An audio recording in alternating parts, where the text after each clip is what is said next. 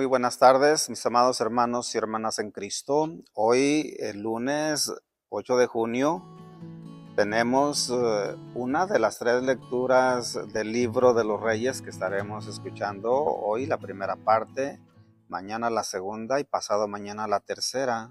Son tres textos de este libro que nos presentan escenas muy interesantes de la vida del profeta Elías. Bueno, pues hoy el texto nos invita a descubrir o acercarnos a ese episodio, uno de los más oscuros de la historia del pueblo de Dios.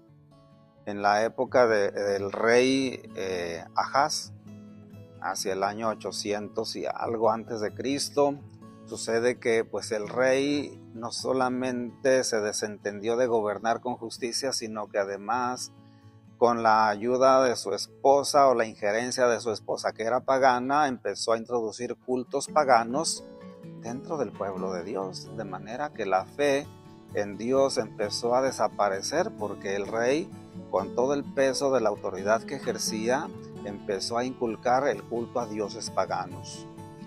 Un caso sumamente vergonzoso y triste en la historia del pueblo de Dios. En ese contexto aparece el profeta Elías. Elías, en aquella ocasión, y en medio de esa crisis espiritual, hace un llamado a la conversión. El profeta se caracteriza por haber causado, claro, con el respaldo de Dios, una sequía que duró algunos años. El profeta dice estas palabras que parecen así sumamente fuertes: no habrá rocío ni lluvia si yo no lo mando. En la Biblia, en la cultura, en la vida cotidiana, sabemos perfectamente que la lluvia es la presencia del agua que se requiere para que los cultivos se puedan dar, para que la tierra sea fecunda. Y es signo, en la Biblia es signo de bendición. En la vida cotidiana sabemos que el agua es una bendición de Dios, un regalo necesario para la vida. Y sin embargo, aquí nos encontramos con que es Dios mismo el que va a propiciar una sequía por varios años. Ahora bien, esta sequía tiene una finalidad, no es un castigo, sino que va a ser como una experiencia para descubrir lo que sucede cuando una persona, una familia, una comunidad, una nación se aleja de Dios. La sequía, así como lleva a una escasez de alimento, a una hambre terrible, así también la ausencia de Dios en el corazón humano produce una aridez interior, una aridez espiritual, una muerte espiritual. Entonces tiene su significado, no es solamente ver, es que Dios está castigando, no, está haciendo ver de una manera muy clara cómo el ser humano puede morir a causa de la resequedad interior cuando se aleja de Él. Entonces el centro de esta lectura no es el castigo, sino la providencia de Dios, y esto se manifiesta cuando Dios le dice al profeta Elías que se vaya junto al torrente Querit. Ahí, dice Dios, beberás del torrente y yo mandaré a los cuervos que te lleven comida. El profeta es el único que persevera en la fe, es el único que persevera adherido al Dios único. Entonces, pues es el único que recibe el alimento, es el único que recibe el agua que Dios le da. Entonces, Dios cuida de su profeta en medio de la escasez. Los cuervos, cabe mencionar que eran considerados animales impuros, y a través de los cuervos Dios le llevaba pan por la mañana y carne por la tarde, y bebía agua de ese torrente, de ese hilito de agua que corría por ese lugar. De manera que Dios siempre dispone las cosas para bendecir a la persona, en este caso, que permanece fiel a su alianza. No había más, solamente Elías, el único que perseveraba en la fidelidad a Dios. También nosotros seguramente hemos experimentado sequías en nuestra vida cotidiana. problemas familiares, enfermedades, incertidumbre económica, cansancio espiritual, momentos en los que nos sentimos terriblemente solos. Son momentos áridos. El alma, el corazón se siente sumamente reseco. Y en esos momentos podemos pensar que Dios nos ha abandonado. Eso es lo que se siente. Sin embargo, el relato de Elías nos recuerda que el Señor nunca abandona, nunca, a quienes confían en Él. Seguramente pasamos por sequías terribles, pero Dios no nos va a abandonar a nuestra suerte. Elías tuvo que aprender a depender completamente de Dios. A veces nosotros queremos ser autosuficientes, queremos ver resultados fructuosos, resultados exitosos, abundantes de nuestro trabajo, de nuestro esfuerzo. A veces Dios nos concede todas estas cosas. Yo diría que la mayoría de las veces.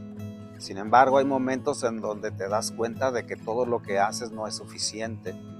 Y yo pienso que esos momentos de soledad, de resequedad o de fracaso, como le quieras llamar, muchas veces son espacios de los cuales Dios se vale para recordarte, para recordarnos que todo lo que tenemos y lo que somos no es el resultado de nuestro esfuerzo propio. Necesitamos de Dios. De manera que el profeta aprende a depender de Dios. En ese momento el profeta no tiene en quién confiar, no tiene a quién pedir ayuda, no tiene realmente a nada ni a nadie, solamente tiene a Dios. Pero eso les basta, eso le basta. Como decía Santa Teresa de Ávila, solo Dios basta. También nosotros queremos a veces tener ciertas garantías para poder confiar. Pero si pedimos garantías, entonces no es confianza. Es como decirle a Dios, demuéstrame que puedo confiar en ti. Dame pruebas para confiar en ti. Eso no es confianza. La confianza verdadera, pues, no pide garantías, no pide anticipos, no pide seguridades. Es simplemente dejarse ayudar por Dios en la manera y en el momento que Él dispone. De modo pues que esa es la enseñanza que nos da Elías. Es fascinante, es interesante pues poder ver la espiritualidad, la manera en que él se relaciona con Dios. Elías obedeció inmediatamente a Dios cuando Dios le dice, mira, vete, dirígete al oriente y escóndete en el torrente. La obediencia abre el espacio al milagro. ¿Qué hubiera sucedido si el profeta hubiera dicho, ¿y qué tengo que hacer ahí? ¿Qué tengo que hacer ahí? ¿Y qué tal si mejor me voy a otro lado? Hay lugares mejores quizá que este.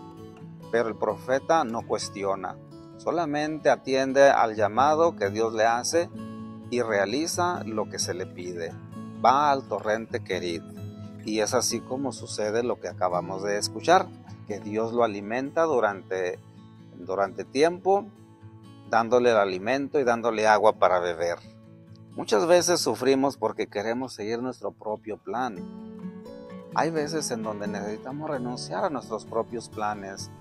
A veces sabemos perfectamente que lo que estamos haciendo no da buen resultado y nos obstinamos en lo mismo. Nunca obtendremos un beneficio si no nos abrimos a la voluntad de Dios. El Señor sigue alimentando hoy a su pueblo, no cabe duda.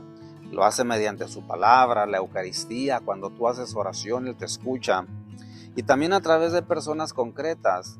Muchas veces son personas cercanas a ti y muchas veces son personas inesperadas, de las cuales a veces tú podrías pensar, esta persona no tiene nada que ofrecerme, o puede ofrecerme cosas, pero no creo que quiera. Y sin embargo, a veces te das unas sorpresas muy grandes. Personas de las cuales no esperaba recibir algo bueno, finalmente son las que están ahí cuando más lo necesitas. La mano de Dios siempre se vale de lo que encuentra para poder darte lo que necesitas. Dios sigue alimentando. Pidámosle a Dios pues la fe de Elías, una fe firme en medio de la prueba, capaz de confiar en tiempos de sequía, sabiendo que nunca falta el cuidado amoroso del Señor. Eso es lo que podríamos nosotros grabar en el corazón el día de hoy. El Señor siempre tiene un cuidado amoroso por aquellos que saben confiar en Él. Que la bendición de Dios Todopoderoso, Padre, Hijo y Espíritu Santo descienda sobre ustedes y les acompañe siempre.